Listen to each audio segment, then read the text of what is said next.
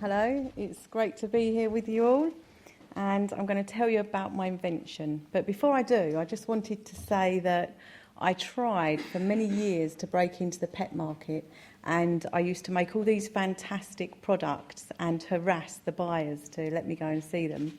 But although I could never get a meeting and I could never get anywhere and I couldn't work out what it was, then I realised that I didn't know my business. I didn't know the market, I didn't know where I needed to pitch, and I had no idea of what went on in the pet world.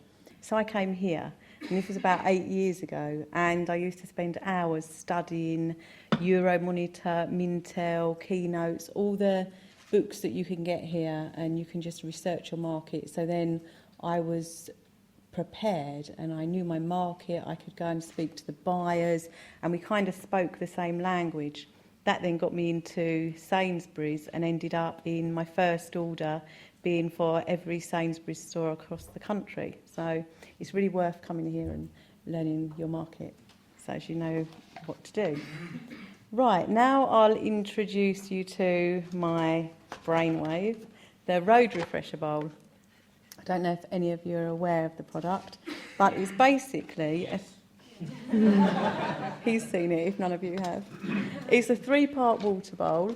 It has a float inside which sits on the water, and this has holes in it which allows only one mouthful through at a time, which means there's always enough to drink, never enough to spill, and it has a Velcro base, so you just stick it in a car. You can drive as nicely or as erratically as you do, and nothing will spill. And it's done really well. So anyway, how did I come about the idea? I was out in the car one day with my lovely belated dog Shizza, who was a min pin about that big, and I used to take a bottle of water out with me, and then whenever the lights went red, if it was a really hot day, I'd stop at the lights, put some water in the palm of my hand, and she'd be like obviously on my lap, drinking from the bowl. Then as soon as the lights changed, it would be like water everywhere, dog everywhere, and then the police pulled me up and they were going to arrest me for driving without due care and attention.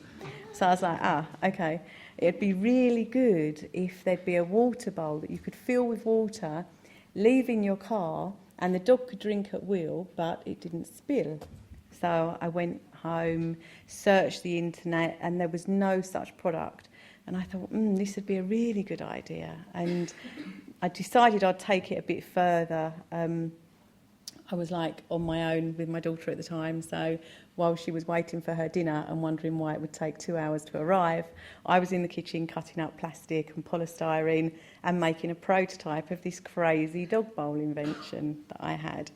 So there's my first tip. You don't have to spend fortunes on a prototype. You can make them at home just as they did on Blue Peter. So once I had my prototype and I'd found that it did work, I found a cheap mould maker in London, and I went there and got them to make me 3 products, and as typical first products, they didn't work. But I could sort of see the idea, but it needed some adjusting. So I patented my idea and went to a trade show. And that's a really good way to get your product out there. If you've got an idea and you can protect it, then no one's going to come to your door asking if you've got an invention. You have to put it in the faces of people. So I went to a trade show, kind of sold the concept, and I'd balanced the float inside on earbuds, so I wouldn't let anyone touch it, and they couldn't see how it worked, and I didn't even know myself how it would work, but I kind of sold the idea. And then from there, once I'd finalised it, I entered into British Female Inventor Awards, and they're free to enter. So again, if you've got something, and if you can get it there, go to inventions and places where your idea will be spotted. So along I went with my water bowl, and it seemed really insignificant compared to some of their life-saving devices that were there. But BBC were there filming, and I won 3 awards, although I didn't win the biggie. I still won 3, which was really good. And yeah, I was on Radio 5 and BBC 5 News that night, and then the next day, skulking around the corner, come the Dragon's Den research team. So they sort of asked me if I'd like to go on the show, and I decided that I didn't want to miss an opportunity which is another thing. You know, we should sort of make the most of every opportunity that comes our way.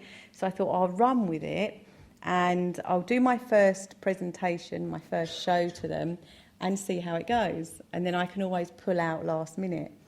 But within a month, I was at Pinewood Studios and wondering what I was doing there, ready to go up in front of the dragons. But when I walked on, they looked like a load of midgets because there's something funny about the chairs there. And the way they sit, they're kind of... And it gave me this real, you know, this will be a walk in the park. So I kind of swanked on, showed them my brilliant product. And in my mind, I was thinking, right, OK, I'll have you, I'm not having you. And you two are really going to have to row between each other because I'm not having you two either.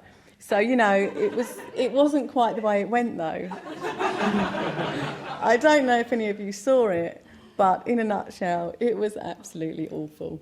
So I knew about my product, but then I didn't realise I hadn't researched the market. I hadn't watched Dragons then. I didn't know that if you know your product, they'll just attack you personally. So it was pretty awful. Left there in absolute, what am I going to do? And I had to sit at a bar until about 11:30 at night. That was a bar, not a bar. Having a drink, like not alcohol, but to try and regain composure. And then the next day I was absolutely gutted. Their advice, sound advice this was, James Caan, because I wanted to go to America. I wanted to take my product to America. Someone nodding down there, you obviously saw it. But James Caan told me that America is the graveyard of all British businesses.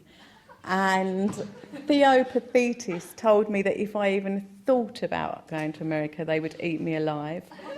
And the others just really told me how stupid I was and how I needed to go home and forget everything, you know, forget about it. And so there you go. That was their advice.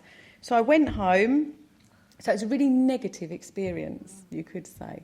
So I went home, and then after a few days, when I stopped crying, I had to decide, right, I either listen to these business gurus, they obviously know their stuff, or I know I've got a great product. Key, I know I've researched my market, and I know there is a market out there for my product, and like it's my life, and I can either forget it and then when I get to 60 or 70 think what if, or I can put everything I've got into this product and I can ignore the gurus and go to America and make it work.